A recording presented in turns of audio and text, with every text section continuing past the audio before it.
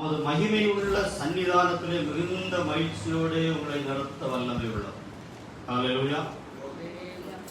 இந்த யூதா பொதுவான ஒரு நிருபம் என்று இதனுடைய தலைப்பில் நம்ம பார்க்கிறோம்.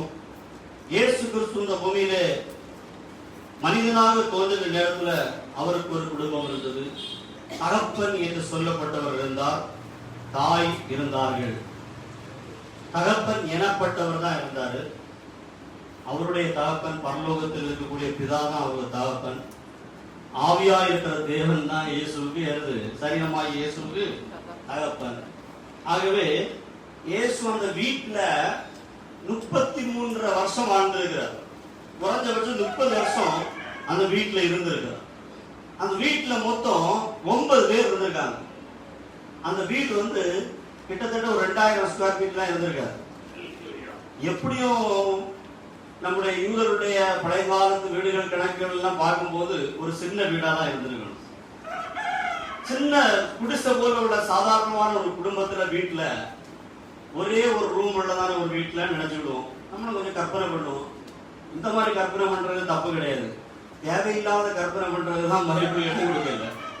அப்போ அந்த மாதிரி ஒரு வீட்டுல யோசேப்பு மரியாள் 2 பேரு. அடுத்தது மார்க் 6ஆம் அதிகாரத்தை 3ஆம் வசனத்தில் எடுத்தீங்கன்னு சொன்னா அவருடைய சகோதரர்கள் 4 பேரை சொல்லப்பட்டிருக்கிறது. யாக்கோபு, யோசே, யூதா, சிமியோன் 4 சகோதரர்கள். இவங்க 4 பேரும் யோசேப்புக்கு மரியாதைக்கு பிறந்தவங்க தான். அப்போ இயேசுக்கு இவங்க ஒரு ஹாஃப் பிரதர் தான், அரை சகோதரர்கள் தான். அப்ப 4 சகோதரர்கள். அடுத்த சகோதரிகளும் நம்மத்தில் இருக்கிறார்கள் அல்லவா என்று வேதத்தில் சொல்லப்பட்டிருக்கிறது. அப்ப 2க்கும் மேல குறைஞ்சது 2 பேரா இருந்திருக்கணும். சகோதரர்களும் சகோதரிகளை சேர்த்து 4, 2, 6, இயேசுவோட சேர்த்து 7, அப்பா அம்மா சேர்த்து 9 பேர் ஒரு வீட்டிலே தங்கி இருந்த ஒரு குடும்பம் தான் இயேசு வாழ்ந்த குடும்பம். ஹல்லேலூயா. இயேசு வாழ்ந்த குடும்பத்துல அவர் எப்படி வாழ்ந்திருக்கிறார் என்பதை மத்தேயு 3ஆம் அதிகாரத்துல பரலோகம் அங்கீகரிக்கிறது. 9 பேர் வாழ்ந்ததான வீட்டில் உள்ளதான வாழ்வை நாம ஒவ்வொரு நாளும் உள்ள நிகழ்வுகளை வேதத்தில் எழுதப்படவில்லை. வேதம் எழுதப்பட்டதனுடைய நோக்கம் நம்ம திருப்திப்படுத்துவதற்காக அல்ல. மனுஷனுக்கு எல்லா கேள்விகளுக்கும் பதில் கொடுக்கணும்னு சொல்ற அர்த்தத்திலே பைபிள் எழுதப்படல. மனுஷனுக்கு ஆண்டவர் எல்லா கேள்விக்கும் பதில் கொடுக்கணும்னு அவசியமும் கிடையாது. ஒரு பெரிய மனிதர்கள் இருக்கிறாங்க, ஒரு உன்னத ஸ்தானத்தில் இருக்கிறாங்க, அவங்க எல்லாத்துக்கும் நம்ம கேள்விகளுக்கு பதில் கொடுக்கணும்னு அவசியம் நம்ம விரும்புவோம். ஆனா அவங்க எல்லாத்துக்கும் தரணும்னு அவசியம் அவங்களுக்கு இல்ல. அவசியமானதுக்கு மட்டும் அவங்க என்ன செய்தா போகும், தந்தா போகும். ஆபிரகாமை பற்றி வேதத்தில் எழுதப்பட்டிருக்கா, ஆபிரகாம் காலத்துல நிறைய மனிதர்கள் வாழ்ந்தார்கள். அவர்களை எல்லாம் வேதத்தில் எழுதணும்னு அவசியம் கிடையாது. வேதத்துல ஆபிரகாமை போல பணக்காரங்க நிறைய பேர் ஆபிரகாம் காலத்துல வாழ்ந்தார்கள். ஆனால் தேவனால் அபிஷேகம் பண்ணப்பட்ட, தேவனால் ஆசீர்வதிக்கப்பட்ட ஆபிரகாமை தான் அங்க எழுதணும்னு ஆண்டவர் விரும்புகிறார். 1 நாளாகமத்துல நீங்க பாத்தீங்கன்னு சொன்னா இவன் அவனை பெற்றான், அவன் இவனை பெற்றான்னு சொல்லி கிட்டத்தட்ட ஒரு 5-6 அதிகாரங்கள் நிரம்பி இருக்கிறது. அந்த நிரம்பி இருக்கக்கூடிய அதிகாரங்களை நீங்க பாத்தீங்கன்னு சொன்னா நம்ம அதை ஒபிட் பண்ணிட்டு தான் அடுத்த பகுதியை வாசிப்போம். ஆதியாகமத்திலிருந்து ஒருத்தர் வாசிக்க தொடங்கிட்டாங்கன்னு சொன்னா தொடர்ச்சியா வரும்போது நெகேமியாவிலையும் 1-2 அதிகாரங்கள் இப்படி வரும், எஸ்ராவில் வரும். அவர்கள் இவர்கள் எல்லாம் சேர்ந்து அங்க குடும்பமா அங்கிருந்து போனாங்க, பாபுலோன்ல இருந்து போனாங்க, பாபுலோன்ல வந்தாங்க. அதெல்லாம் நமக்கு அறிய வேண்டிய அவசியம் நம்ம நினைப்போம். ஆனால் கர்த்தர் அவர்களை அறிய விருப்பம் உள்ளவராக இருக்கிறார். சில நம்முடைய அற்பமான காரியத்தை கர்த்தர் மேன்மையாக நினைப்பார், நம்முடைய மேன்மையான காரியங்களை கர்த்தர் அற்பமாக நினைப்பார். அது தேவன் மேன்மையாக நினைப்பதையும் நாம மேன்மையாக நினைப்பதையும் கம்பேர் பண்ணி பார்க்கவே கூடாது. எப்பவுமே நம்ம மனிதர்களுடைய கண்ணோட்டத்துல ஆண்டவரை பார்க்கிறதுனாலதான் நம்முடைய தவறு. தேவன் நம்முடைய கண்ணோட்டத்தில் பார்க்கப்படக்கூடியவர் அல்ல. இஸ்ரவேலுக்கு தேவன் நல்லவராகவே இருக்கிறார் என்று பைபிள் சொல்லுகிறது. ஏன் இஸ்ரவேலுக்கு தேவன் நல்லவராகவே இருக்கிறார் சொல்லி மற்றவங்களுக்கு எல்லாம் பொல்லாதவராக இருக்கிறார்? அதனுடைய அர்த்தம் என்னன்னா, இஸ்ரவேலர்கள் தான் அவரை நல்லவர் என்று சொல்லி ருசித்திருக்கிறாங்க. மற்றவர்கள் எல்லாரும் வாழ்வில் அவங்க ருசிக்கல. அதனால சும்மா சொல்லலாம் கர்த்தர் நல்லவர் என்று. சும்மா நீங்க வாயில சொல்லுகிறதுக்கும் அனுபவித்து பேசுகிறதுக்கு ரொம்ப வித்தியாசம் உண்டு, ரொம்ப வித்தியாசம் உண்டு. சிலர் சென்னை பட்டணத்துக்கே போகாதவங்க கூட ஒரு சகோதர தம்பி முன்னால சென்னை பட்டணத்தை பற்றி முழுவதும் சொல்லிட்டே இருப்பான். கடைசியில் நான் நினைச்சேன் இவன் சென்னையில தான் இருந்திருப்பான் போல இருக்குன்னு சொல்லி, நீ எப்ப அங்க இருந்தான்னு கேட்டா நான் இதுவரையும் போறதே கிடையாதுன்னு சொன்னேன். அப்போ இதுவரையும் போவே செய்யாதவை சென்னையில இந்த மத்திய சென்னை, தென் சென்னை, வட சென்னையை பற்றி தரவா சொல்றான். அப்ப எல்லாம் கேள்விப்பட்டு அவன் என்ன சொல்லிட்டான். போயிருந்து பேசுறவங்களுக்கும் கேள்விப்பட்டு சொல்றவங்களுக்கு ரொம்ப வித்தியாசம் உண்டு. இப்போ பாலஸ்தீன இஸ்ரேல் தேசத்தை பற்றி நாங்க கிளாஸ் எடுப்போம். பைபிள் ஜியோகிராஃபின்னு ஒரு சப்ஜெக்ட் உண்டு. அப்ப ஏதோ அங்க போயிட்டு இருந்து நாங்க தங்கி இருந்தது போல பேசுவோம். ஆனால் போய் வந்தவங்களுக்கு தான் அதிகமா என்ன செய்யும் தெரியும். அதே போல வாழ்விலும் தங்கள் அனுபவப்பட்ட காரியங்கள் தான் படித்ததை விட அதிகமாக நமக்கு உணர்வுகளையும் நமக்கு அனுபவங்களையும் கொடுக்கிறது. ஆகவே தேவனோடு பழகி நெருங்கி வந்தவங்க மட்டும்தான் தேவனை ருசித்திருப்பாங்க. அவங்களுக்கு மட்டும்தான் தேவனை பற்றி அதிகமா சொல்ல முடியும்.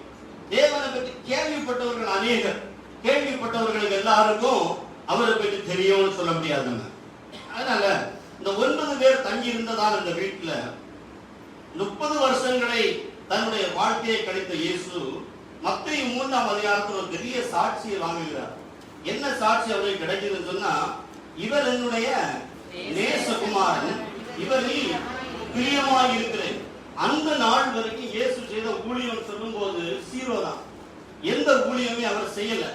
இப்பதான் ஞானஸ்நானம் எடுத்திருக்கிறார். ஏனென்று சொன்னால் 30 வயதுக்கு முன்னால இஸ்ரவேல் மனிதர்கள் மத்தியில ஒரு வாலிபன் எழுப்பி பேசக்கூடாது. அவங்க அங்கீகரிக்க மாட்டாங்க.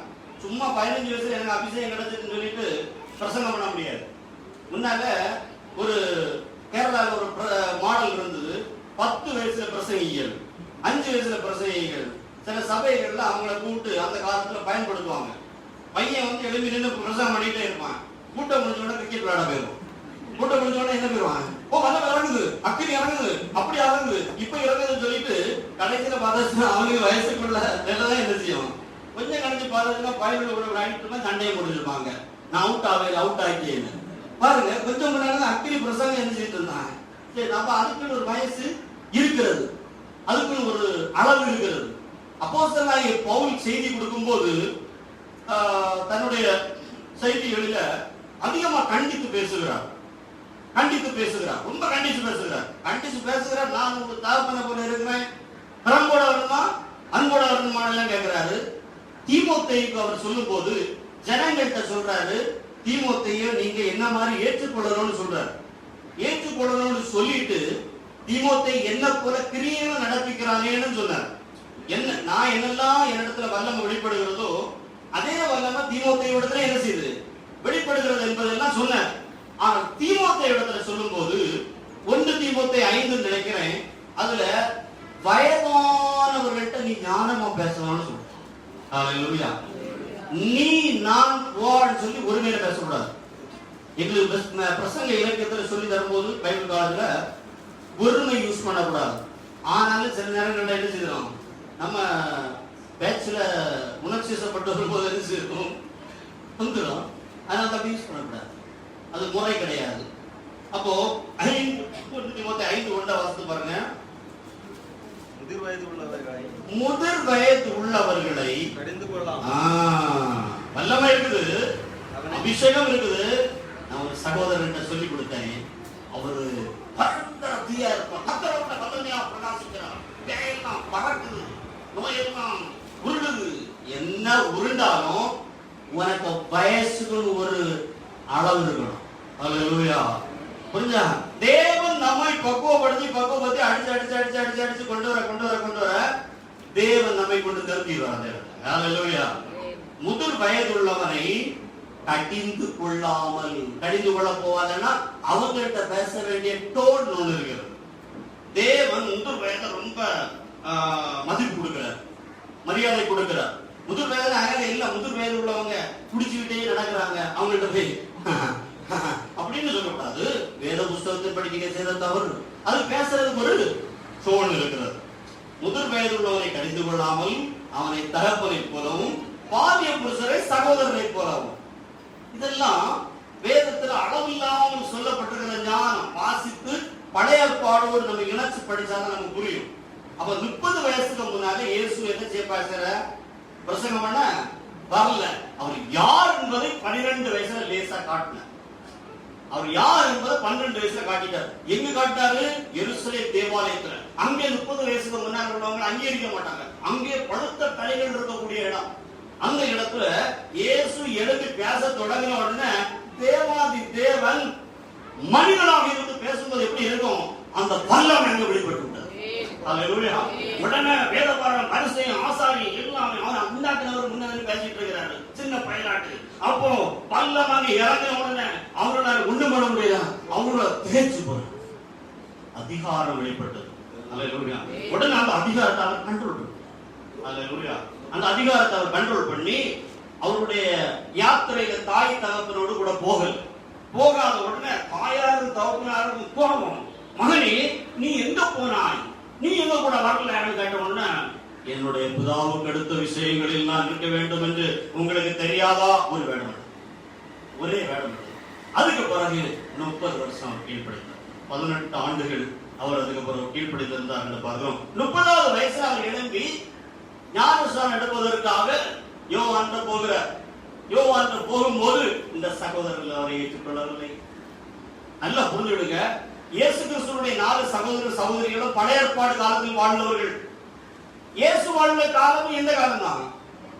இயேசு வாழ்ந்த காலம் எந்த காலம் தான்? பழைய ஏற்பாடு காலம். அதனாலதான் சொன்னார், குஷ்டரோகி சுகமான உடனே லேவியராகமம் 14ஆம் அதிகாரத்துல ஒரு நியமம், ஒரு உபதேசம் இருக்கிறது.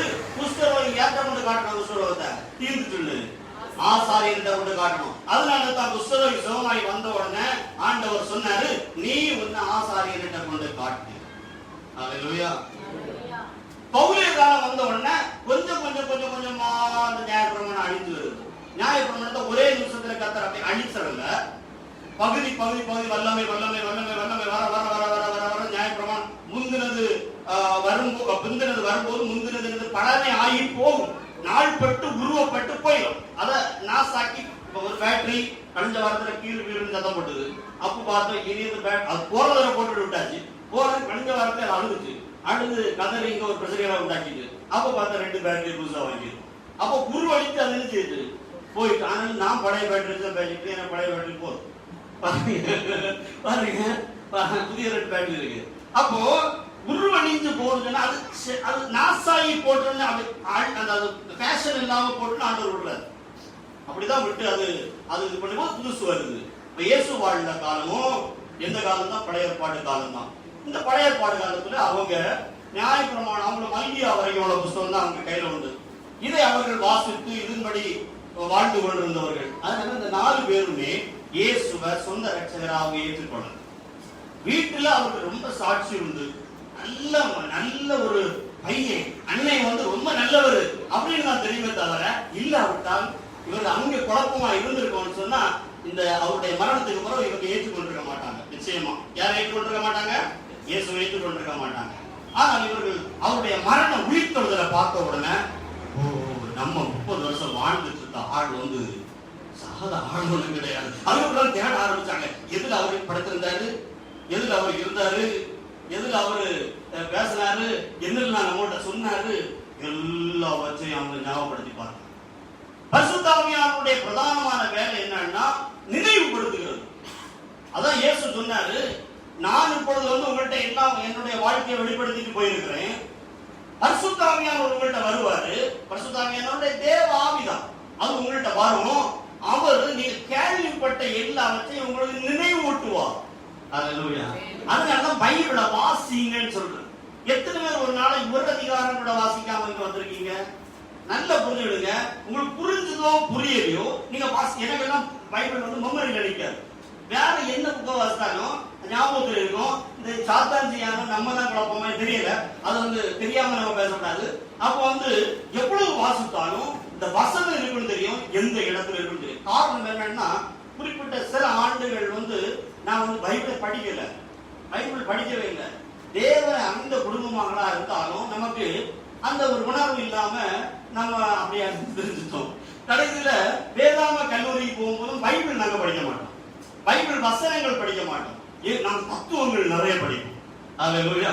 இப்ப பழைய பாடு இருக்குன்னு சொன்னா 5 ஆகமங்கள், அதுல என்னெல்லாம் தியரி இருக்குது, JEDP ஒரு தியரி இருக்கிறது. இதெல்லாம் தத்துவங்கள் நிறைய படிச்சு மண்டைக்குள்ள ஏத்துறதுனால வசனம் காணாம. நிறைய பைபிள் காலேஜ் படிச்சுட்டு ஆரம்பிச்சு கேட்டீங்கன்னா வசனம் தெரியாது. வசனம் நீங்க வாசித்தாதான் என்ன செய்யும், வரும். அதுல இயேசப்பா என்ன சொல்றாங்கன்னா, நீங்க வாசித்து வாசித்து வாசித்து சேகரிச்சு வச்சிடுங்க, பரிசுத்த ஆவியானவர் உங்கள்கிட்ட வரும்போது நினைவு போட்டுவார். அவர்தான் பழைய மறைஞ்சு கிடக்குறாங்க, நீங்க ஒருத்த வாசிச்சிருப்பீங்க, எங்கேயோ வாசி கிடக்கும், அதை வெளியே கொண்டு வருவார், நினைவு போட்டுகிறவர். அல்லேலூயா. நல்ல லா, பெரிய லாயர்ஸ் எல்லாம் நீங்க பாத்தீங்கன்னா, முதல்ல பெரிய பெரிய லாயர்ஸ் இருக்காங்க. நான் முன்னால நான் ஒர்க் பண்ணக்கூடிய ஆர்கனைசேஷன் அனுப்பப்பட்டு லட்சபதி ராய் எல்லாம் ஒருத்தர் இருக்கிறார். அவர் எல்லாம் பயங்கரமான லீடிங், அவர் தான் நம்பர் 1 லாயர். அவர் தான் இப்ப அப்பவே இவ்வளவு அடிக்கிட்டு வால்யூம் சிவனும் பிரதரும் ரெண்டு பாப்பாரு.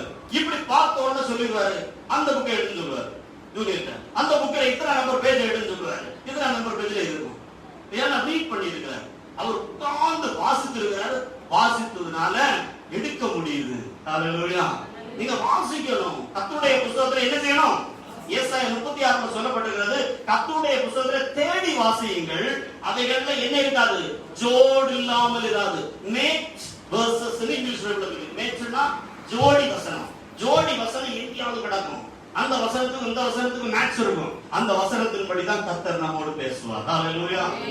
கர்த்தருடைய வார்த்தை ரொம்ப முக்கியமானது. பாருங்க, இந்த 30 ஆண்டுகளும் இவர்களோடு இவர் வாழ்ந்தாலும் இவரை தெய்வமாகவோ ரட்சகராகவோ அவங்க ஏற்றுக்கொள்ளல. ஆனால் அவருடைய வாழ்வு இவர்களுக்கு ஒரு மாற்றத்தை உண்டாக்கிறது. அவருடைய வாழ்வு இவர்களை அசைத்திருக்கிறது. நல்ல ஒரு வாழ்க்கையை இயேசு இந்த 30 ஆண்டுகள் அந்த வீட்டுக்குள்ள வாழ்ந்து. அல்லேலூயா. நிச்சயமா 4 சகோதரர்கள் வாழும்போது யோசேயோட இவன் யாக்கோபு நல்லவன்னு மரியாதை சொல்லியிருப்பாங்க.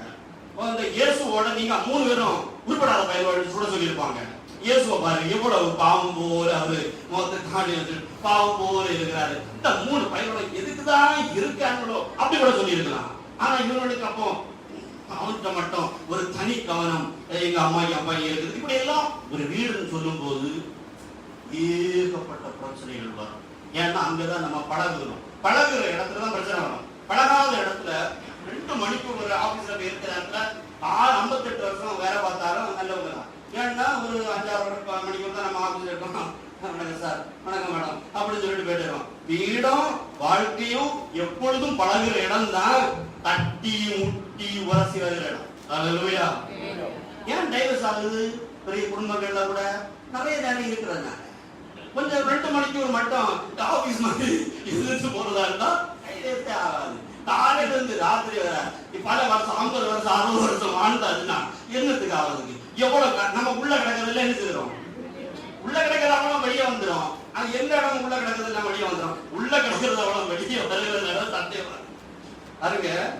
இது சும்மா ஏமாற்ற முடியாது, மாஸ்க் போட முடியாது. மாஸ்க் போட்டுள்ள வாழ்க்கை கிடையாது கிறிஸ்டியன் வாழ்க்கை. கிறிஸ்தவ வாழ்க்கை என்பது மாஸ்க் எல்லாம் கடத்தின வாழ்க்கை. கொரோனா மாறாம நம்ம மாஸ்கையும் கடத்தவழி பாருங்க.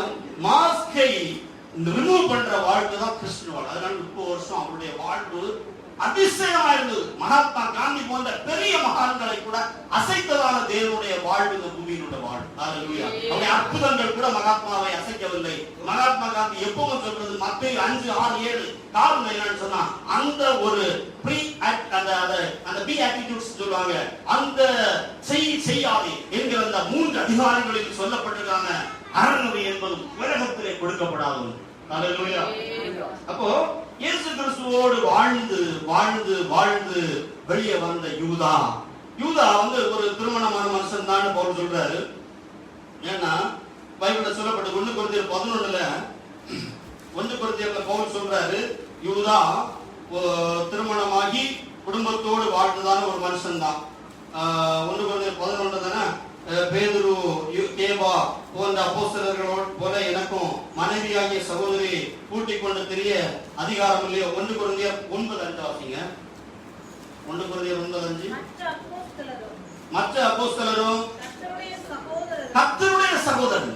பவுல் சொல்றது யோசித்து பாருங்க. நீங்க கர்த்தருடைய சகோதரன். நமக்கு அண்ணனா இயேசு இருந்திருந்தா எப்படி இருந்திருக்கும்? இப்ப அண்ணனா இல்ல, நம் சகோதரராக நமக்குள்ளே இருக்கிறார். அல்லேலூயா. அல்லேலூயா. அண்ணனா இருந்தா எப்படி இருந்திருக்கும்? என்ன குறை அந்த வீட்டுக்கு? அந்த வீட்டுக்கு குறை உண்டா குறை இல்லையா? குறை இல்லையா? குறை உண்டா குறை இல்லையா? இயேசு உயிரோட அந்த வீட்டுக்குள்ள இருக்கும்போது தான் யோசேப்பு மரிக்கிறார். அல்லேலூயா. இயேசுனுடைய கடைசி பகுதியில் யோசேப்பு இல்ல. அப்படியானால் யோசேப்பு வீட்டில் இருக்கும்போது, இயேசு வீட்டில் இருக்கும்போது தான் என்ன நடந்திருக்கிறது? மரணம், கொடுமையான ஒரு மரணம் அந்த வீட்டில் நடந்திருக்கிறது. பாதிப்புண்டா? மனுஷிகமா உள்ள எல்லா பாடுகளையும் இயேசுவும் பட்டிருக்கிறார்.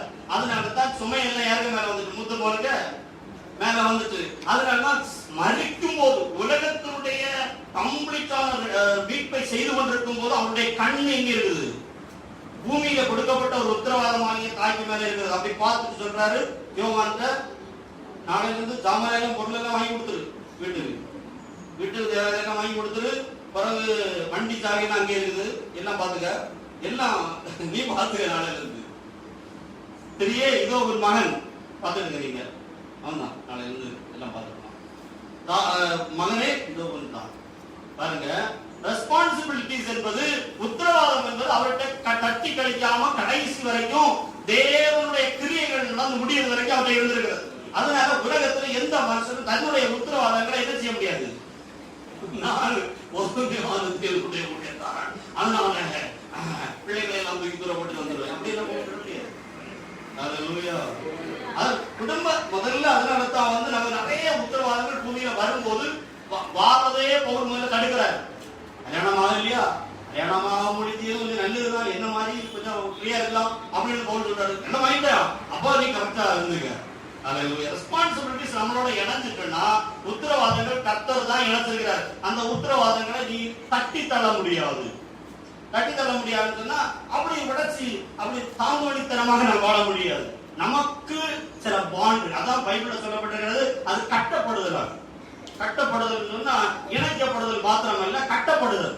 அது கயர் மாதிரி ஆகும், உறுதி அது அப்படியே இறுதி கட்டப்படக்கூடியது. ஹல்லேலூயா.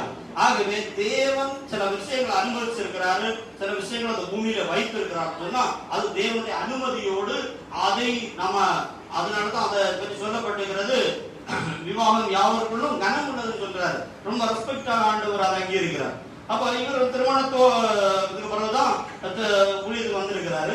அடுத்து அப்போஸ்தலர் 1ஆம் அதிகாரத்துல கூட இவங்களை பார்க்கும்போது 1:13 பாருங்க, இந்த யூதாவை பற்றி சொல்லப்பட்டிருக்கிறது.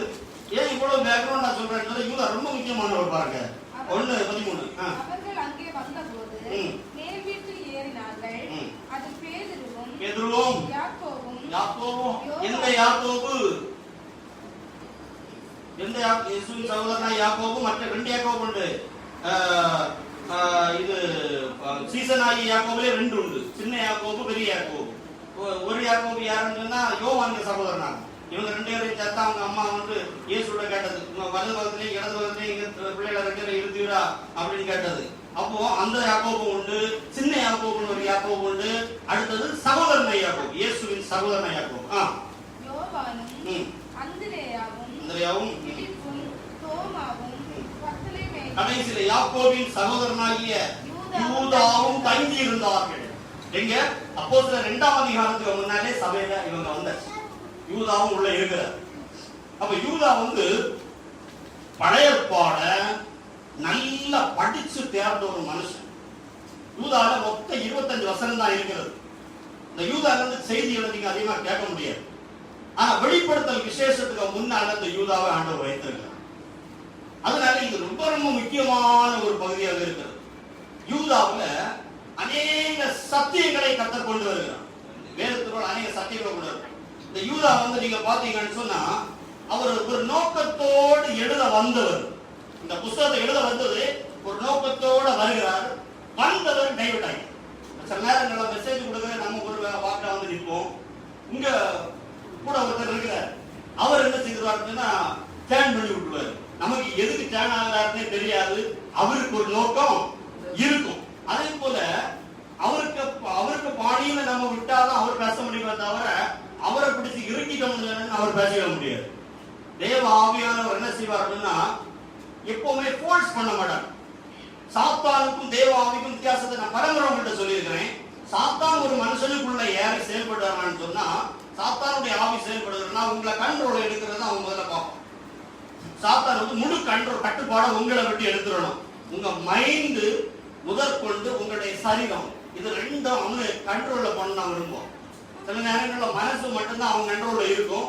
உங்களுடைய கை கால்களை எல்லாம் வச்சு அவன் பயன்படுத்த வேண்டும் என்று விரும்புவான். விரும்புவது மட்டும் இல்லை, நீங்க இடம் கொடுத்துட்டீங்கன்னா உங்களுக்கு அது திரும்ப பூக்க முடியாது. அவங்ககிட்ட கொடுத்த பொருள் மட்டும் நீங்க என்ன செய்ய முடியாது, கொடுத்து விட்டு வாங்க முடியாது. அவன் தரமாட்டான். ஏன்னா அவன் அது ரொம்ப விரும்புவான்.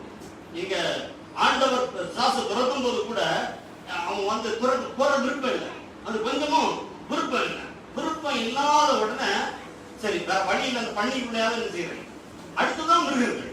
முதல்ல யார்கிட்ட தான் போனோம், மனுஷன் தான். மனுஷன் உயர்வான ஒரு சிருஷ்டி. மிருக சிருஷ்டியும் மனுஷ சிருஷ்டியும் வித்தியாசம் உண்டு. மிருகங்கள் மண்ணுக்கே போறவை.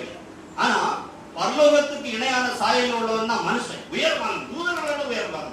ஏன் தூதர்களோட உயர்வான தேவன் மனிதன் ஆனதுனால. தேவன் மனிதன் ஆகாவிட்டா பத்தியமா சொல்லும் போதே மிருகம் போகுது. தேவன் இது மனுஷன் ஆகாவிட்டால் நல்லா புரியுங்க. தேவன் மனிதன் ஆகாவிட்டால் தூதன் தான் பெருசு. தேவன் மனிதன் ஆனதுனால இப்ப உயர்வானதே மனிதர்கள். ஏன்னா தேவன் தான் மனிதன் தான் இப்ப தேவனா இருக்கார். மனிதன் தான் இப்ப தேவனா இருக்கிறார். மனுஷனே தேவன் ஆனதுனால தூதன் மனுஷனை ஆயிட்டான். அதனாலதான் சொல்லப்பட்டிருக்கிறது, தேவதூதரிலும் அவர் சற்று சிறியவரானா. சிறியவராக்கப்பட்டிருந்த இயேசு எந்த இதுல சிறியவர் சொன்னா செயல்பாடுகளில் சிறியவர்கள். இப்ப நமக்கு சரீரம் இருக்கிறதுனால நம்ம தூதர்களை மாதிரி செயல்பட முடியும். வண்டியில தான் வர முடியும், வண்டியில தான் போக முடியும். நமக்கு ஒரு ஸ்பேஸ் இருக்குது, நமக்கு ஒரு அளவு இருக்கு. இப்போ இந்த சேர்ல தான் நம்ம இருக்க முடியும். கண்ணமா இருந்தா பெரிய சேர்ல தான் இருக்க முடியும். சின்ன சேர்ல இருந்தா பார்த்தா இருக்கணும், புள்ளடம் உடஞ்சிடும். இப்படி பல விஷயங்கள் இருக்கு. நம்ம சரீர அமைப்புக்கு என்றும் நம்முடைய உயரத்துக்கு தாழ்வுக்கு இப்படிப்பட்ட நமக்குன்னு ஒரு ஸ்பேஸ் இருக்கிறது. ஆனால் ஆவிக்கு ஸ்பேஸ் கிடையாது. நம்ம ஒரு அளவு கொடுக்க வேண்டாம். அது தானாக எங்கே போய் எங்கே வரும், எப்படி செயல்படும், அந்த ஆற்றல் உள்ளது. ஹல்லேலூயா. அதனால அவ்வளவு பலனும் உள்ளது. தேவனுடைய பிள்ளைகளை பாருங்க, இந்த யூதாவை குறித்து பார்க்கும்போது அவரு ஆரம்பத்துல தொடங்கும் போது எப்படி தொடங்குகிறார் பாருங்க. 25 வசனமும் மணிமுத்தான வசனங்கள். மணிமுத்தான வசனங்கள். இது ஒரு பைபிள் ஸ்டடி மாதிரியே எடுக்கலாம்னு விரும்புறேன். அவ்வளவு ரொம்ப முக்கியமான ஒரு விஷயமாக இருக்கிறது. 3ஆம் வசனத்தை வாசித்து பாருங்க. 1ஆம் வசனத்துல அவர் என்ன சொல்றாரு, இயேசு கிறிஸ்துவனுடைய சகோதரன் அவர் சொல்றல. இயேசு கிறிஸ்துவனுடைய நம்ம கொஞ்சம் அவர் இயேசுவின் சகோதரனாகிய ஊழியக்காரனாகிய அப்படின்னு நம்ம பட்டத்தை கொண்டு வந்திருப்போம். ஆனா அவருக்கு பட்டத்தில் அவ்வளவு விருப்பம் இல்லை. ஏன்னா அவருக்கு தெளிவு உண்டாயிடுச்சு. இயேசு கிறிஸ்துவனுடைய சகோதரன் சொல்றதை விட இயேசு கிறிஸ்துவனுடைய ஊழியக்காரன். ஹல்லேலூயா. 30 வருஷம் கூட வாழ்ந்த சகோதரனுக்கு ஊழியக்காரன். இப்போ ஊழியக்காரரும் யாக்கோபுடைய சகோதரன், அது கூட பிறந்ததுனால யாக்கோபுடைய சகோதரனாகிய யூதா. பரிசுத்த பிதாவாகிய தேவனாலே பரிசுத்தமாக்கப்பட்டவர்களும், பரிசுத்தமாக்குகிறவர் தேவனாகிய கர்த்தர் நம்மை, ஆனால் காக்கிறவர் இயேசு கிறிஸ்து.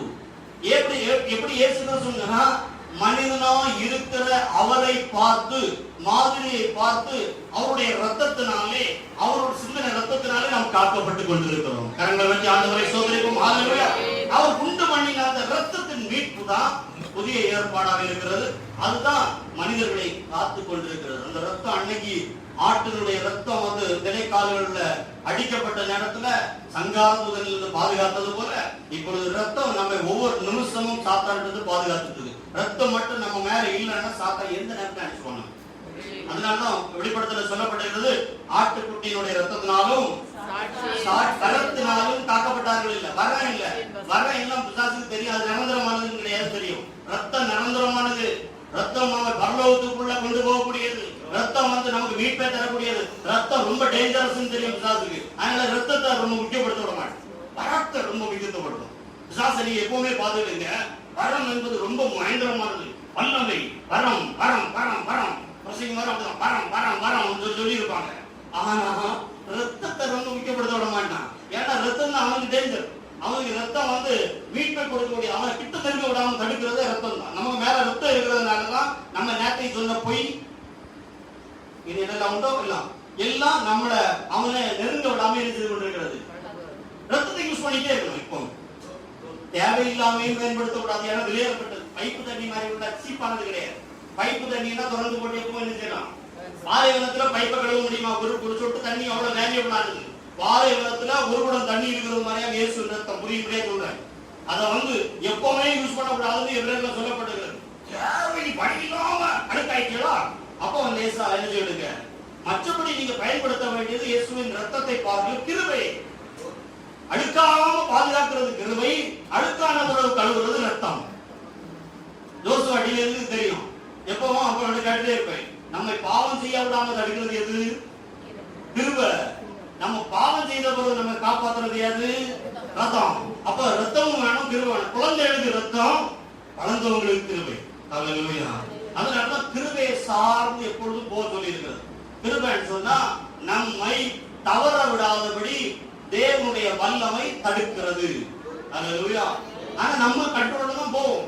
நம்ம கண்ட்ரோல்ல தான் போவோம். இப்போ சிகரெட் குடிச்சிட்டு இருக்க ஒரு பழக்கத்துல இருக்கிறாங்க. அவனை கர்த்தர் அப்படி சிகரெட் அப்படி பிடிக்க போன உடனே அப்படி குடிச்சிட மாட்டார், அப்படி இருக்க மாட்டார். இவன் என்ன செய்யணும்னா சிகரெட் நான் பிடிக்க மாட்டேன் தீர்மானம் எடுக்கணும். தீர்மானம் ஆண்டவருக்கு நல்லா ஜோம் பண்ணணும். ஜோம் பண்ணும்போது அந்த விருப்பம் அப்படி கொஞ்சம் அந்த தாங்க முடியாம வரும்போது ஆண்டவரை காப்பாற்றவும் நம்ம கதறணும். கதறும் போது கிருபை வல்லமை வரணும். வரும்போது அவனுக்கு வேற ஏதாவது மைண்ட் டைவர்ட் ஆகும். இல்லைன்னா அது வேற ஒரு வெறுப்பு உண்டு. அதுக்கு வேற தான்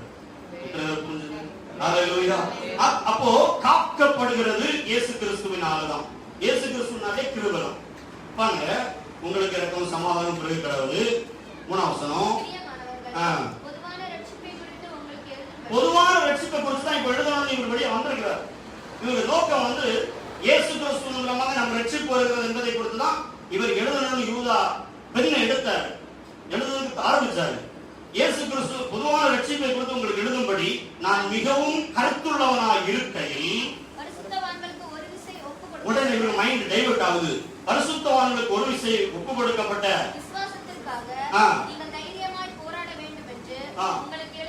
உடனே இவர் ரட்சிப்பில் இருந்து ஒரு டாபிக் மாறி விசுவாசத்தை குறித்து போகுது. ஹல்லேலூயா. ரட்சிப்பை பற்றி நீ இப்ப பேசிட்டு இருக்க வேண்டிய அவசியம் கிடையாது. விசுவாசத்தை காக்கிற விஷயத்தை குறித்து பேசு அப்படின்னு ஆண்டவர் அதுக்கு பிறகு குணத்தை திருப்புறார். அடுத்து 25 வசனங்களிலும் அவர் திரும்ப திரும்ப திரும்ப விசுவாசத்தை குறித்து கொண்டு வருகிறார். ஹல்லேலூயா. விசுவாச பிரச்சனை தான் வருகிறது. கடைசி காலத்துல மனுஷன்கிட்ட விசுவாச மாம்சமான யாவரிடத்திலும் விசுவாசத்தை காண்பாரோ, விசுவாசத்தை காண்பாரோ. இப்ப நமக்கு இருக்கக்கூடிய ஃபெய்த் என்பது உறுதியாக விசுவாசம் என்கிறது நம்ம பிடிச்சுக்கிட்டே இருக்கிறோம். இந்த பிடிச்சுக்கிட்டே இருக்கக்கூடிய விசுவாசத்தை நம்ம தளர பண்ணுகிறது சுற்றி நடந்து கொண்டே என்ன செய்து கொண்டிருக்கோம். விசுவாசத்தை தளர பண்ணுகிற காரியம் நடந்து கொண்டே இருக்கும். நடந்து கொண்டு செய்து கொண்டிருக்கும். விசுவாசம் தான் செய்து கொண்டே இருப்பான். அப்போ ஆரம்பத்தில் இருந்த விசுவாசம் முடிவில் இருக்கானது ரொம்ப முக்கியம். அல்லேலூயா. 2 தீமோத்தேயுல பவுல் சொல்றாரு, விசுவாசத்தை காத்துக்கொண்டேன். இது நல்ல போராட்டம் போராடினேன், ஓட்டத்தை முடித்தேன், விசுவாசத்தை காத்துக்கொண்டேன். அப்போ பவுலுடைய வாழ்வு நல்ல போராட்டம், டெய்லி போராட்டம். எந்த போராட்டம்? விசுவாசத்துக்கு விரோதமாக வரக்கூடியவைகளை தடுத்து தடுத்து தடுத்து தடுத்து கோபம், சண்டை, பிரச்சனை, தேவனுக்கு விரோதமான பகை, மனிதர்கள் மூலமாக இருக்கும், சாஸ்திரம் மூலமாக இருக்கும், நமக்கு மட்டும் எப்படி நடக்குதுன்னு சொல்லக்கூடிய கேள்விகள், அநேக காரியங்களை வைத்து வைத்து வைத்து வர பிரச்சனைகளை பேஸ் பண்ணி போறதுதான் விசுவாசம். ஹல்லேலூயா. நல்ல போராட்டம் போராடினேன், ஓட்டத்தை பயணத்தை முடிச்சது விஷயம். இது பின்ன என்ன உயிர் எடுத்துரும் அப்படின்னு சொல்லி காத்திருக்கிறாரு. எல்லாம் பின்னால்தான், எல்லாமே பின்னால்தான் இருக்குது. பாருங்க பாருங்க, இவ்வளவு பாதுகாப்பு வீரர்கள் எலி, நிறைய எலிகள் எல்லாம் கொல்லப்பட்டது. பாதா தெரியும். அது புரோஜனம் தான், எல்லாமே புரோஜனம் தான். பாருங்க, அப்போ அதுக்கு கருத்துள்ளவனா இருக்கு. பரிசுத்தவான்களுக்கு ஒரு விஷயம் ஒப்பிக்கப்பட்ட விசுவாசத்திற்காக நான் தைரியமாய் போராட வேண்டும் என்று உங்களுக்கு உணர்த்துவது எனக்கு அவசியமாய் இருக்கிறது. இதுல ஆண்டவர் பழைய ஏற்பாட்டிலிருந்து சில காரியங்களை எடுத்து தெளிவாக சொல்லுகிறார். நிறைய கேஸ் ஸ்டடிஸ் இதுல வருது. பழைய ஏற்பாடுல எடுத்து நினைப்பூட்டுகிறார் ஆண்டவர். பாருங்க, இதுல அவர் என்ன சொல்றாருன்னா, உணர்த்துவது எனக்கு அவசியமாய் கண்டது.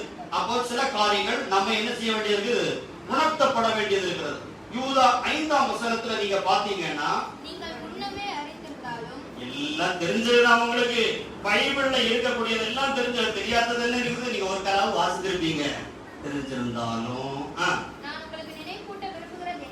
ஏன் நினைப்பூட்டுகிறேன் சொன்னா, பைபிள்ல திரும்ப திரும்ப நினைப்பூட்டுதல் வருகிறது. ஏன் நினைப்பூட்டுதல் வருதுன்னு சொன்னா, மறப்போம். நம்ம கட்டாயமா மறப்போம். நான் மறக்க மாட்டேன். நேற்று மறந்தீங்க ஆண்டவரை, இன்னைக்கு மறந்துட்டீங்க ஆண்டவரை. தேவனை நாம் மறந்து கொண்டே தான் இருப்போம். அதனால தான் நினைவூட்டுகிறார் ஆண்டவர். தேவனை எப்பொழுது நம்ம ஞாபகம் வச்சிருப்போம்னா, ஒரு விடுதலை கிடைச்சு அடுத்த வாரம் தான் ஆண்டவருக்காக எரிந்து பிரகாசிக்கிற விளக்கா இருக்கிறேன் நான். அது ஆண்டவருக்கு நல்ல தெரியும். நீங்க உணர்ச்சியில பொங்கி குழந்தைகளா இருக்கிறீங்க. ஒரு வருஷம் கழிச்சு உங்கள்கிட்ட அது இருக்குதான்னு ஆண்டவர் பாப்போம். அல்லேலூயா. பயங்கர வைராக்கியத்தோடு வரக்கூடியவர்கள் எல்லாம் தீயாக கர்த்தருக்காக நிற்க வேண்டும். சோத்திரம் சொல்லி அப்படி சோத்திரத்திலே வாழ வேண்டும். தூங்கும் போது மயங்கி சோத்திரம் சொல்ல வேண்டும். சொன்னவங்க எல்லாம் பாத்துருங்க. முடிவு வரைந்த நினைவிருப்பவனே, இது ஒரு நிமிஷத்துல உள்ள ஓட்டையில பெரிய மேரத்தான். இது ஒரு பெரிய மேரத்தான். 100 மீட்டர் ஓட்டணும் சொன்னா இன்னும் இருந்து விட்டு அண்ணா பிடிச்சு ஓடிட்டு இறச்சாரு ஃபர்ஸ்ட் பிரைஸ் வாங்கி ஓடி. இது 100 மீட்டர்ல முடிய விஷயம் இல்லையே. இது 30 கிலோமீட்டர் ஓடக்கூடிய ஓட்டம். சிரமை ஆஞ்சு பிடிச்சு ஸ்பீட்ல முதல் தொடக்கத்துல மூச்சு எடுத்து வாடி 10 கிலோமீட்டர் ஆன உடனே கஷ்டமாயிட்டு ஓட்டம் கஷ்டமாயிட்டு இருக்கவும் முடியாத பின்னால பாருங்க விஷயம் தெரிஞ்ச ஒருத்தன் ஓடிட்டு இருக்கான். அங்க இருந்து ஸ்லோவா ஓடிட்டு அதுக்கு தெரியும் 30 கிலோமீட்டர் ஓடணும். 30 கிலோமீட்டர் ஓடக்கூடிய என்ன வேணும்? பலன் வேணும், ஸ்டாமினா வேணும். அதற்கான உடம்புல சத்தான ஆகாரம் நின்றுட்டு இருக்கணும். இதெல்லாம் அடிச்சு போக கூடாது. அதனால ஸ்பீடா ஓடுறதுல அர்த்தம் இல்லை. அதனாலதான் எபிரேயர் 3ஆம் அதிகாரத்தில் சொல்லப்பட்டிருக்கிறது, விசுவாசத்தை தோக்குறவரும் முடிக்கிறவருமாகிய இயேசுவை நோக்கி பொறுமையோடு ஓட. ஏன் எழுதப்பட்டிருக்குன்னு சொன்னா, பொறுமையோடு ஓடணும். அதனால இப்படி உறங்கிடவும் கூடாது. அதனால ரொம்ப ஸ்பீடாட்டும் ஆகிடக்கூடாது. தேவன் நமக்கு வைத்திருக்கிற ஸ்பீட்ல நம்ம போயிட்டே இருக்கணும். அல்லேலூயா. ஏன்னா இது கிட்டத்தட்ட ஒரு பெரிய மேரத்தான் ஓட்டம். இந்த ஓட்டத்துல என்னெல்லாம் இடையில வருது நமக்கு தெரியாது. இது எல்லாவற்றையும் மேற்கொண்டு போகிறது. நாளைக்கு நடக்கிறத கத்தரனை காட்டுல நம்ம ஆண்டவருக்குள்ள நிக்க மாட்டோம். நிச்சயமா நிக்க மாட்டோம். சில சொல்லுவாங்க, கர்த்தாவை எல்லாத்தையும் வெளிப்படுத்தும், கர்த்தாவை எல்லாத்தையும் வெளிப்படுத்தும், கர்த்தாவை எல்லாத்தையும் வெளிப்படுத்தும். கொரோனாவை வெளிப்படுத்தினா எப்படி இருக்கு? கழிஞ்சு வரணும். கொரோனா வரப்போகுது. எந்த தீர்க்கதரிசியும் வெளிப்படாத காரியம். யாராவது வருஷத்துக்கு முதல்ல நின்றுட்டு கர்த்தர் இந்த வருஷம் முழுவதும் உங்களை உங்களை பாலாகாம பைபிள்ல இருக்கு. நீ சொல்லிதான் அறியணும் இல்ல. ஏதாவது தெளிவா வில்லியம் பிரங்காம மாதிரி பேசுறது கொண்டு சொன்னா நீ சொல்லலாம். இல்லாவிட்டா உன்னை தீர்க்கதரிசின்னு சொல்ல. அல்லேலூயா. வில்லியம் பிரங்காம் சொல்லுவார். அப்படி சொன்னது மாதிரி இதுவரைக்கும் நடந்திருக்கிறது. அவர் 20ஆம் நூற்றாண்டு தீர்க்கதரிசி என்று எல்லாராலும் அங்கீகரிக்கப்பட்டிருக்கிறார். அவர் அப்படி அவருடைய ஒரு கிஃப்ட் ஆண்டவர் கொடுத்திருக்கிறார். இது சும்மா நின்றுட்டு இந்த வருஷத்துல ஆஸ்திரேலியால பூகம்பம் வரப்போகுது. எல்லா இடத்துலயும் கொஞ்சமாவது நிச்சயம் சேராவும் மறைஞ்சு விடும். அப்போ சும்மா இருந்துட்டு பூகம்பம் பூமியர்ச்சியம் வருதுன்னு சொல்லிட்டு பைபிள்ல தெளிவா சொல்லிடணும். ஐயா நீ தீர்க்கதரிசின்னா கொரோனா வரணும், இவ்வளவு பேர் சாவாங்க. அதுதான் மற்ற மக்கள் கேட்டுக்கொண்டு இருக்கிறாங்க. நாங்க அப்படி சொல்ல அதனால எங்களுக்கு பதில் சொல்ல வேண்டிய அவசியம் கிடையாது. எங்களுக்கு நல்லா தெரியும் பைபிள் நோய் வர போகுது. அப்படிப்பட்ட பெரிய வல்லமையான வரங்களும் இல்லை. தேவன் தேவையில்லாத காரியங்களும் நம்ம தர கூடாது. அல்லேலூயா. இது என்னன்னு சொன்னா, தராத்ததை ஒப்புவிக்க போற நேரத்துல பெரிய குழப்பங்கள் உண்டாகும். நம்ம எல்லாருமே சேர்த்தா அவன் சாணி அடிப்பான்.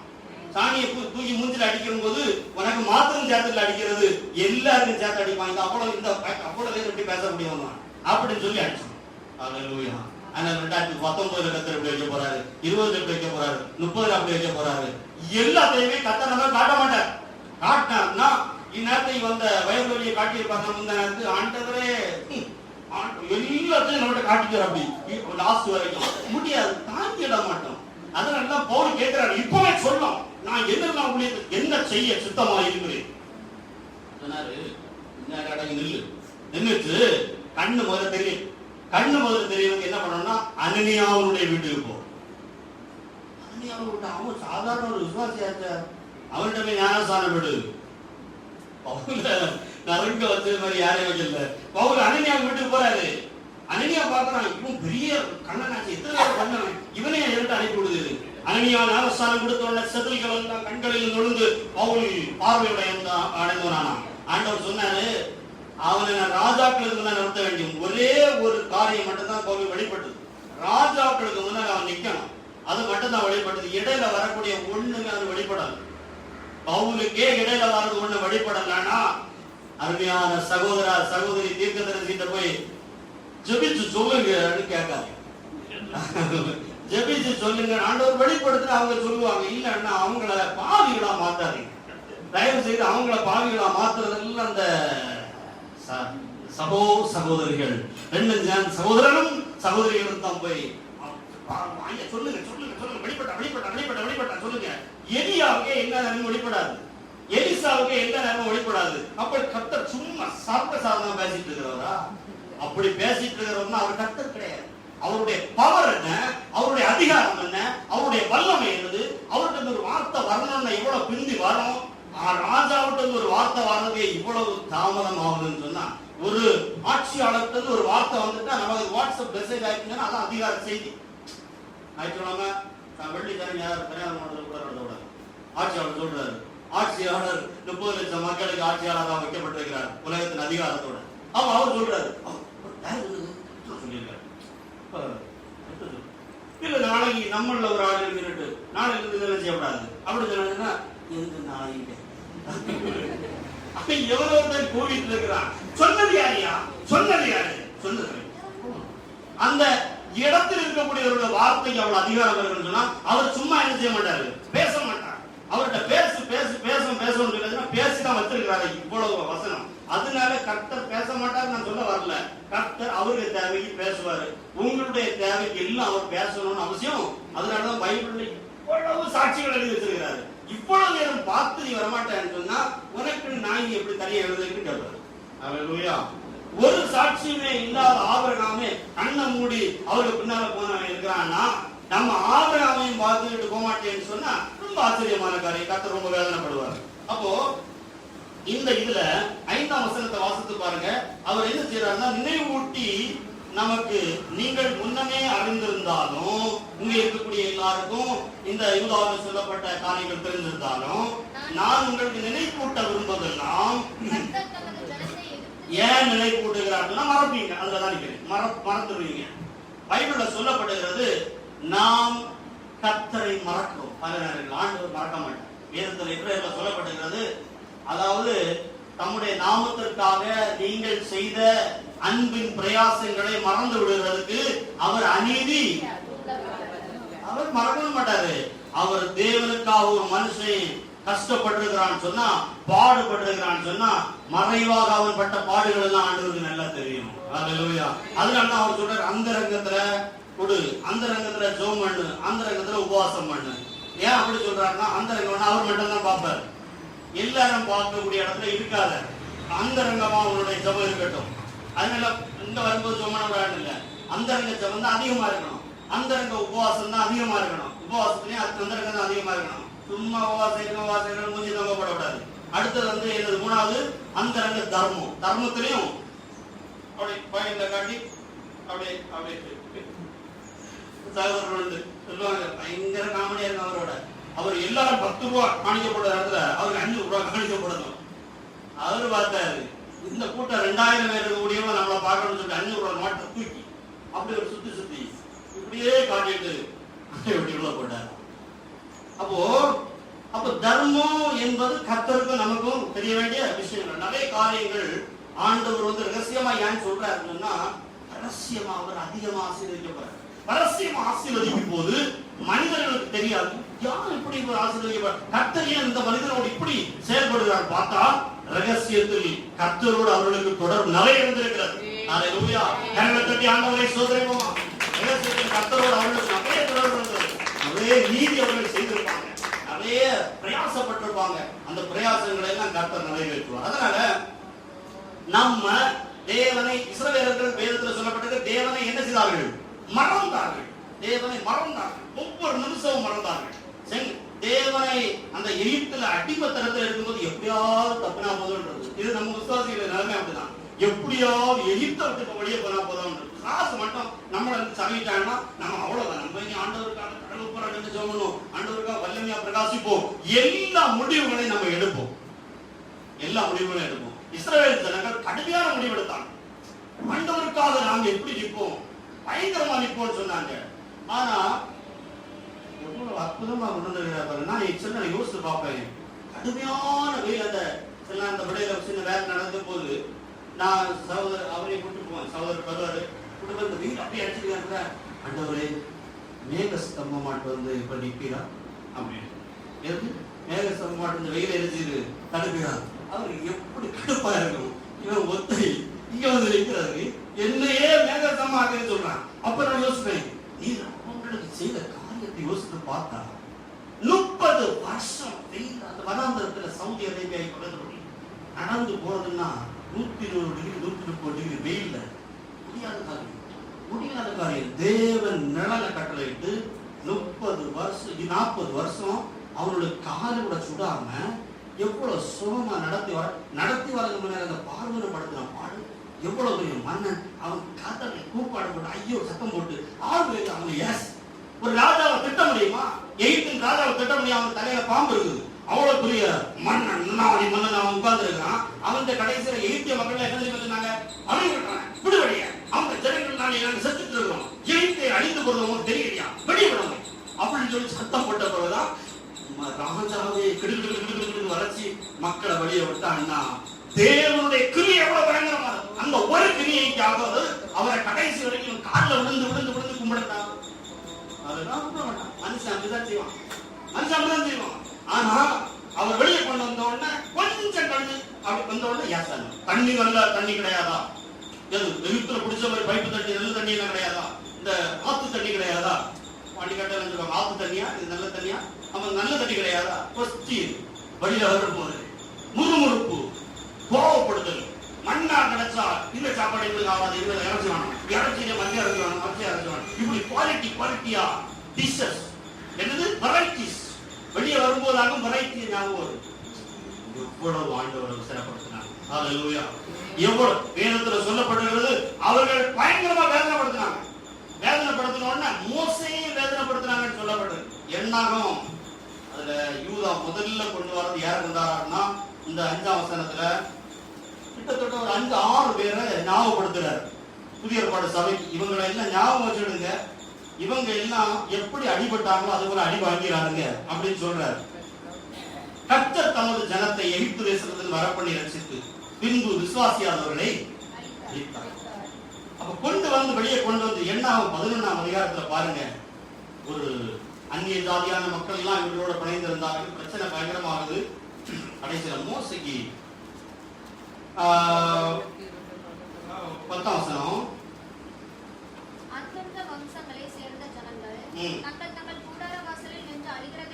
முதல்ல புறம்பு யாசனாங்க, நல்ல யாசனாங்க. மோசே ஆண்டவரை எல்லாம் ஏசி மண்ணா கிடைக்கிறதுனால அங்க உள்ள சாப்பாடு ஒண்ணு இல்லைன்னு சொல்லி திட்டுறாங்க. திட்டிட்டு அடுத்து அழுகுறாங்க.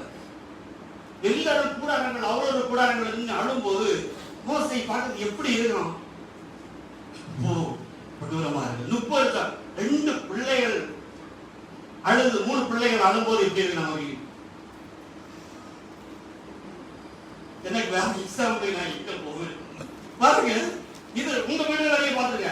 இவங்க வந்து அப்படி பிடிவாதமா பிடிக்கும் போது, நல்ல காரியத்தை பிடிக்கும் போது பிரச்சனை இல்லை.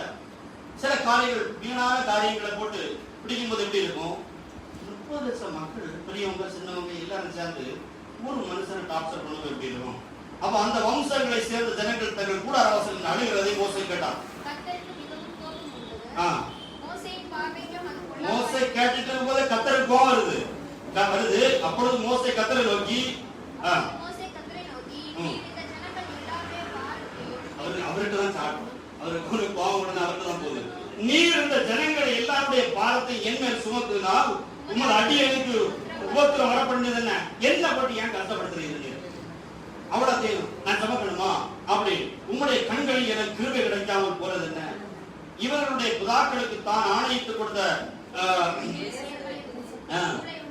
பாதகனை போல் தகப்பன் சுமந்து வந்தது போல் உன் மார்பலே அணைத்து கொண்டு போ என்று நீர் என்னோட சொல்லும்படி இந்த ஜனங்களை நானா பெற்றேன். இவனுடைய நானா நான் சமக்கிறதுக்கு கொடூரமா இருக்காது. உடனே 14ஆம் வசனத்துல சொல்றாரு, இந்த ஜனங்கள் எல்லாருக்கும் நான் ஒருவனாய் தாங்கக்கூடாது, எனக்கு இது மிஞ்சின பாரமா இருக்கிறது. மோசேயுடைய கான்வர்சேஷனை பார்த்தீங்கன்னா பயங்கரமா இருக்கும். காரணம் என்னன்னா, இந்த ஜனங்கள் வந்து மாற்றி மாற்றி சிந்திக்கிறவங்க. ரொம்ப அடிச்சது கூட கடைசியில அவன் வந்து அந்த கானானுக்குள்ள போக முடியாம தடுக்கப்பட்டது கூட ஜனங்கள் நிமித்தம் தான். ஜனங்கள் அவனை டென்ஷன் ஆகின நிமித்தம் தான். ஆண்டவர் முதல்ல கண்மலையை பார்த்து என்ன சொன்னாரு? பேச சொன்னவர். கண்மலையை பார்த்து அடிக்க சொன்னவர், அடிச்சு தண்ணி வந்தது. ரெண்டாவது முறை கண்மலையை பார்த்து என்ன சொன்னாரு? பேசுன்னு சொன்னாரு. பேசுன்னு சொல்லிட்டு இருக்கக்குள்ளால இவன் கம்பெடுத்து அடிச்சு, ஓரெடுத்து அடிச்சு, அடிச்ச உடனே தண்ணி வந்துச்சு. அற்புதம் நடந்துச்சு. ஆண்டவருக்கும் நான் பேச சொன்னதை அடிச்சு, அதனால கூப்பிட்டாரு. இனி நீ கானானுக்குள்ள போக முடியாது, இங்க இருந்து கானானை பார்த்து இவ்வளவு தூரம் நடத்தி கொண்டு வந்த கானானுக்குள்ள போக முடியாது. ஏன்னா அவரும் எவ்வளவு தூரம் சொன்னாங்க காட்டு, அவனுக்கு இப்படி கிடையாது. நீ வந்து என்ன அகலிச்சது. அல்லேலூயா. அதனாலதான் சொல்லப்பட்டிருக்கு, எவரிடத்தில் அதிகமாய் கொடுக்கப்பட்டதோ அவரிடத்தில் அதிகமாய் கேட்கப்படும். அல்லேலூயா. அதனாலதான் உங்களில் அதிக ஆக்கினை அடையாதபடிக்கு அநேகர் போதகராகாது போதகராக ஆக என்ன உண்டு கூடுதலா? என்ன வெளிப்பாடு உண்டு, அறிவு உண்டு, தேவன் கொடுக்கிற ஞானம் உண்டு, தேவனுடைய இடைப்பாடு கூடுதலாக, கிரியைகள் வித்தியாசமா இருக்கும், ஆனால் அடியும் கூடுதலாக உண்டு. அதனால நம்ம ரொம்ப கவனமா இருக்கணும். முதல் எச்சரித்த யூதா எச்சரிக்கிற நபர்கள் யாருன்னா இஸ்ரவேல் ஜனங்கள். இஸ்ரவேல் ஜனங்களை குறித்து நீங்க ரொம்ப கவனமா இருந்துடுங்க. அவங்க விசுவாசியாதவர்களை கர்த்தர் என்ன செய்தாரு? அழிச்சு போட்டார். எபிரேயர் எடுங்க, எபிரேயர் 3ஆம் அதிகாரம் 14ஆம் வசனம். ஒரு 5-10 நிமிஷம். நாம் ஆரம்பத்திலே கொண்ட நம்பிக்கையை முடிவு பரியந்தம் உறுதியாய் பற்றிக் கொண்டிருப்போமாகி, பற்றினா அப்படியே பிடிச்சிட்டு இருக்கணும். அந்த விசுவாசத்தை நம்ம அப்படியே பிடிச்சிட்டு இருப்போமானால் பங்கு எப்ப கிடைக்குதுன்னா பிடிச்சிட்டே இருக்கிறது. பிடிய விட்டுட்டோம்னா பங்கு வேணும். கர்த்தரிடத்துல நமக்கு பங்கு கிடைக்காது. உலகத்துல ஆசீர்வாதங்களை ஆண்டவர் தருவாரா இருக்கும். ஆனா பரலோகத்தின் ஆசீர்வாதம் 3 விதமான ஆசீர்வாதம் நம்ம பார்த்தோம். சரீர பிரகாரமான ஆசீர்வாதம், ஆத்மாவுக்குரிய ஆசீர்வாதம். ஆத்மாவுக்குரிய ஆசீர்வாதம் சமாதானம், சந்தோஷம். அது ஆவிக்குரிய ஆசீர்வாதம் கிடையாது. சந்தோஷம் சமாதானம் இந்த பூமியில நமக்கு தேவையானது. அதை கர்த்தர் தருகிறார் அந்த பூமியில வைத்து. அடுத்த ஆசீர்வாதம் தான் ஆவிக்குரிய ஆசீர்வாதம். ஆவிக்குரிய ஆசீர்வாதத்தை ஒண்ணுமே நம்ம கற்றுக்கொள்ளாம இழந்து போயிடக்கூடாது. இந்த சரீரத்துல ஒருவேளை ஆசீர்வதிக்கப்படாம போனவங்க கூட ஆவியில் ஆசீர்வதிக்கப்படணும். கர்த்தர் நம்மை நிச்சயமாக நம்முடைய வாழ்வை ஆசீர்வதி ஆரம்பத்துல கொண்டிருந்த நம்பிக்கையை முடிவெடுத்து என்ன செய்யணும்?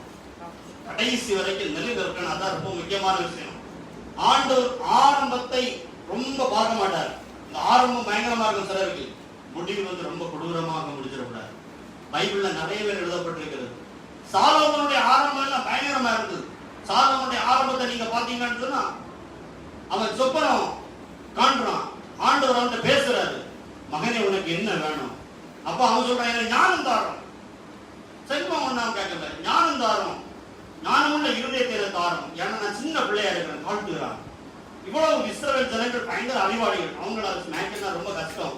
இந்த ஜனத்தை நடத்தணும்னா ரொம்ப கஷ்டம். ஞானம் உள்ள இருதயத்தார் ஆண்டவர் ரொம்ப பிரியமா இருக்கு. அவரே சொல்றாரு, நீ எதை கேட்கல, செல்வத்தை கேட்கல, பணத்தை கேட்கல, ஆனா ஞானத்தை கேட்டதுனால உன்னை நான் ஆசீர்வதிக்கிறேன்னு சொல்லி ரொம்ப ஆசீர்வதித்தார். அது மாத்திரம் இல்ல, சாலோமோனுடைய ஆரம்பத்தை நீங்க பாத்தீங்கன்னா தேவாலயம் கட்டினதே அவர் தான். முதல் முறையா ஆண்டவருக்கு ஒரு தேவாலயத்தை கட்டினது யாரு? சாலோமோன் தான் கட்டினார். 7 வருஷமா கட்டப்பட்ட ஒரு தேவாலயம். அதுக்கு பிறகு 47 வருஷம். இது 7 வருஷமா கட்டப்பட்ட ஆலயம். பெருசா கட்டார். பொருள் வேதம் சொல்கிறது, சாலோமோனுடைய நாட்களிலே வெள்ளி ஒரு பொருட்டா எண்ணப்படல. வெள்ளியை தூக்கிடப்படுவாங்க. அப்படி வெள்ளி ஒரு பொருட்டே கிடையாது. தங்கம் அவ்வளவு பெருசா இருந்தது. அப்பதான் சரித்திரத்தில் சொல்லப்பட்டிருக்கிறது. நம்ம சில சரித்திர ஆசிரியர்கள் எழுதியிருக்கிறார்கள், பூவார், இங்க இருக்கக்கூடிய பூவார் எல்லாம் வந்து அன்னைக்கு பெரிய கப்பல் வடிவம் நிறைந்த ஒரு இடமா இருந்திருக்குது. இங்க இருந்து மயில், குரங்கு இந்த மாதிரி உள்ளது எல்லாம் இங்க இருந்து கொண்டு போயிருக்காங்க. இங்க இருந்து டிரான்ஸ்போர்டேஷன் எல்லாம் இருந்திருக்கிறது கப்பல் வடிவம் சாலோமோன் காலத்துல. அப்ப சாலோமோன்கிட்ட தொடர்பு இல்லாத ராஜாக்களே இருந்தது. அவ்வளவு அவருக்கு எல்லா இடத்துல செல்வமும் தொடர்பு இருந்தது. ஆனால் அவருடைய வாழ்க்கையிலையும் கொஞ்ச நாள் கழிஞ்சோம் அப்படி ஸ்லிப் ஆக ஆரம்பிச்சார். அவருடைய வாழ்வில் என்ன ஆகுதுன்னா சிரிப்பார். வேதத்துல சொல்லப்பட்டது, தாவீது சொல்றாரு, என் மகனே என்ன மாதிரியே நீ நின்னாதான் கடைசி வரையும் தப்ப முடியும். ஆண்டவன் சாலமோன் சொல்றாரு, நீ உனக்கு தகப்பனை போல நின்னுட்டான்னா தப்பிடுவ. ஆனா நீ பாத்துக்க, இப்ப ஸ்டார்டிங் நல்லா இருக்குது. 1 ராஜாக்கள் 11 அதிகாரத்துல சாலமோன் ஸ்லிப் ஆகிறான் பாருங்க. ஒரு நாள் ஸ்லிப் நடக்காது. நல்லா புரிஞ்சுடுங்க, வழி போகிறது ஒரு நாள்ல நடந்த சம்பவம் கிடையாது.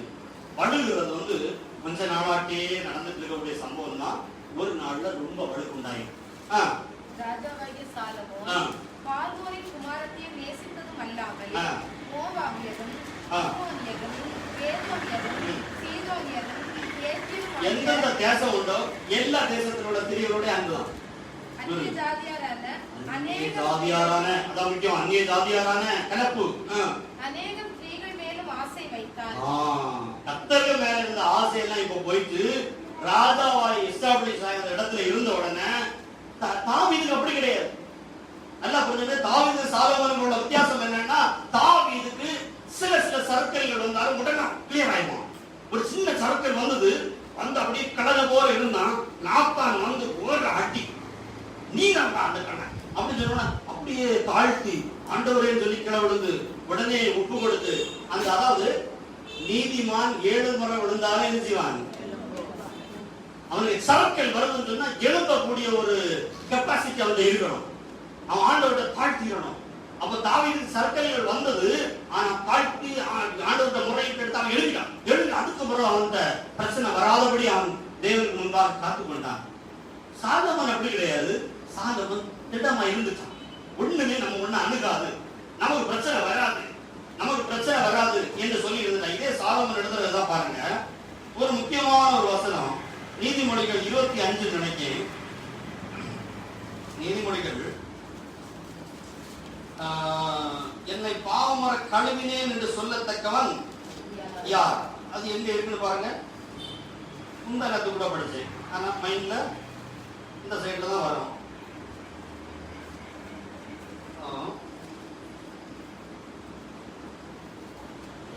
ஞானிகளா இருக்குன்னு பார்த்தா நீங்களும் நம்மளோட கஷ்டமா இருக்குது பாருங்க. 29 வாசிங்க. எந்த இடத்துல சைட்ல இருக்குன்னு கூட தெரியும், ஆனா ஞாபகம் இல்ல. என் இருதயத்தை சுத்தமாக்கினேன், அப்ப வேலை முடிஞ்சிட்டு நாம சும்மா இருக்க முடியாது. என்ன சொல்லப்பட்டிருக்குன்னா, என் இருதயத்தை சுத்தமாக்கினேன், இனி ஒண்ணும் பிரச்சனை கிடையாது, இனி நான் பேசாம இருந்துக்கலாம், இனி தப்பியாச்சு அப்படின்னு சொல்லி இருக்க முடியாது. பூமியில வாழுறது வரைக்கும், பூமியில நீங்க வாழ்ற வாழ்நாள் வரைக்கும் என் இருதயத்தை சுத்தமாக்கினேன். இப்ப நீங்க சுத்தமாக்கிட்டீங்க, ஆண்டவர் பிரச்சனை இருக்கீங்க, இனி வேலை முடிஞ்சு, இனி பிரச்சனை கிடையாது, நமக்கு இனி வேற காரியத்தை பார்ப்போம்னு சொல்லி இருக்க முடியாது. அது எத்தனை புரியுது?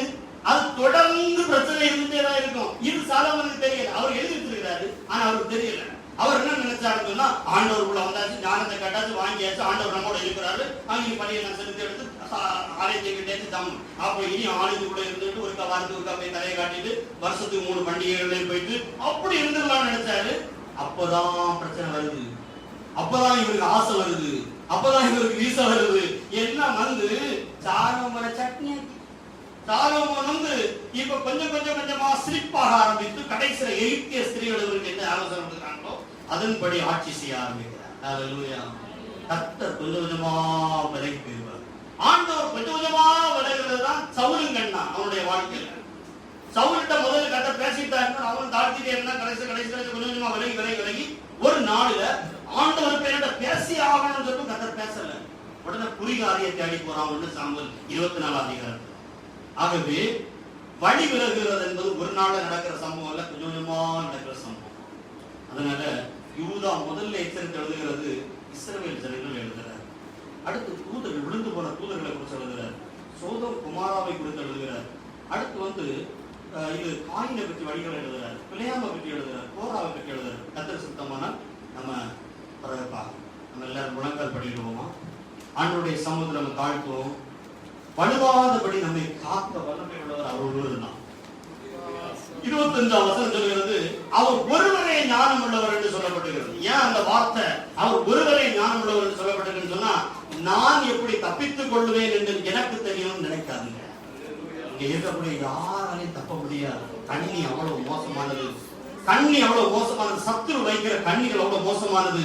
நம்மளை விட அதிகமான ஞானிகள் விழுந்து போனாங்க. ஹல்லேலூயா. யூதாஸ் காரியத்தோடு நம்மளோட மோசமானவங்க கிடையாது. ஆனால் ஆரம்பம் பயங்கரமா இருந்து கடைசியில் அவனுக்குள்ள எப்ப சாத்தா யாருன்னா தெரியாத அளவுல கிரியை அவனுக்குள்ள தொடங்க ஆரம்பிச்சது. அதனால தேவ சித்தத்தை விட்டு விலகாதபடி விசுவாசத்துல உறுதியாய் நிக்கணும் ஆண்டவரே என்று சொல்லி நல்ல தேவனுடைய சமூகத்தை ஒப்பு கொடுப்போம். முடியும் வரையில நம்ம விசுவாசத்துல உறுதியா நிக்கணும். நான் நிக்கணும், நீங்க நிக்கணும், எல்லாருமே நிக்கணும், நம்முடைய பிள்ளைகள் நிக்கணும், நம்முடைய சந்ததிகள் நிக்கணும். விசுவாசத்துல நம்ம உறுதி போய்விடக்கூடாது என்பதுல வைராக்கியமா நம்ம நிக்கணும். ஹல்லேலூயா, ஹல்லேலூயா. உன் சித்தம் இயேசுவே, நான் ஒருவன் பாண்டவே, உத்தம ஜீவியாய் உயர்த்த வேண்டுமே, உத்தம ஜீவியாய் உயர்த்த வேண்டுமே. நித்தமென் பந்தயம் சத்திய சிலுவையே, நித்தமென் பந்தயம் சத்திய சிலுவையே, சித்தம் அறிந்து யார் செய்திட வேண்டுமே, சித்தம் அறிந்து யார் செய்திட வேண்டுமே. அழகையின் ஆஸ்தியும் உலகின் சம்பாத்தியமும் ஒரு நாளில் தூசியாய் ஒழிந்து போய்விடும்.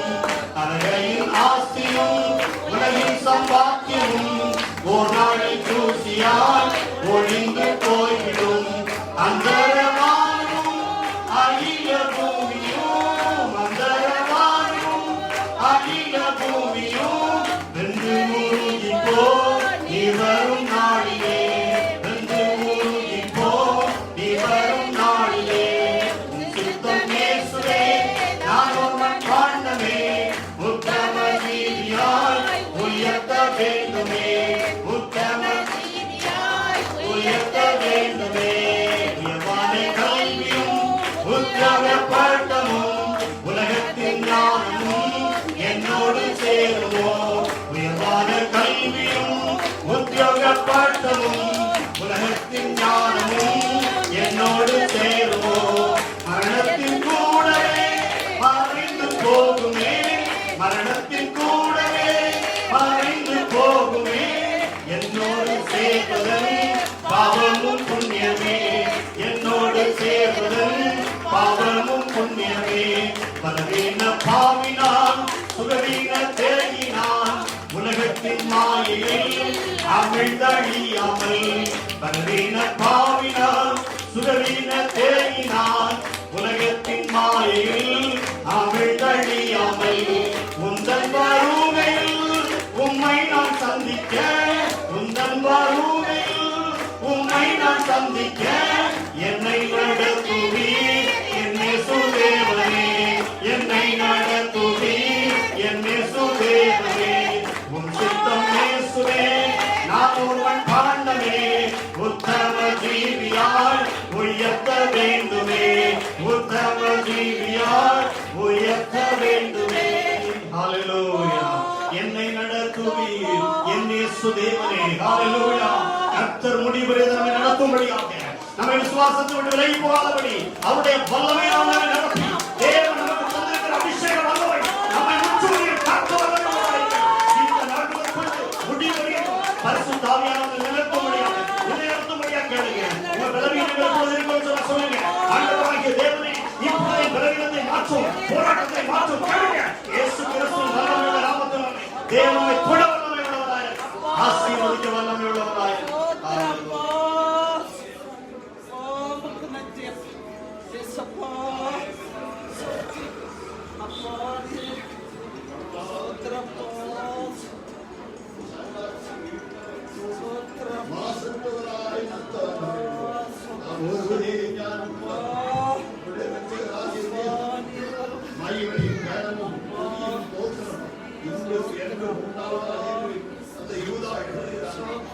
ஒரு கடைசி ஒரு பயங்கர எச்சரிப்பின் வாதத்தில் எல்லாம் முடிந்து கொண்டு கடைசியாக எங்களுடைய வாழ்க்கையில் ஒரு எச்சரிப்போடு நாங்கள் இந்த எச்சரிப்பை பயந்து நாங்கள் ஒவ்வொரு நாளும் நடிக்கிறோம். அந்த எல்லா மக்களையும் எல்லாரும் ஒவ்வொருவரையும் படுவோம் அதுபடிக்கலாம் எல்லா தீமையும் தீங்குகள் நிறுத்துகிறார். மகிமையிலே நித்திய மகிமையிலே போய் சேர கர்த்தர் எனக்கு அவர்களை காக்கிறோம். இந்த கிருபை என்றும் உள்ளது. இந்த கிருபைக்குள்ளே எங்களை காட்சி படைக்கிறோம். ஹல்லேலூயா. இயேசு கிறிஸ்துவின் நாமத்தில் கேட்கிறோம் பிதாவே. ஆசீர்வாதம் நம்முடைய கர்த்தராகிய இயேசு கிறிஸ்து அவரோடு கூட இருப்பாக. ஆத்மாவே கர்த்தரை ஸ்தோத்திரி, என் முழுவதும் பரிசுத்த நாமத்தை ஸ்தோத்திரி. என் ஆத்மாவே கர்த்தரை ஸ்தோத்திரி, அவர் செய்த சகல உபகாரங்களையும் மறவாதே. ஆமென். ஓ தேவனுக்கு மகிமை, தூக்கி எடுத்தார், என்னை தூக்கி எடுத்தார் இயேசு. தன் கரத்தை நீட்டி ரட்சித்தாரே, ஓ தேவனுக்கு மகிமை. இயேசுவை நேசிக்கிறேன், மேலும் நேசிக்கிறேன்.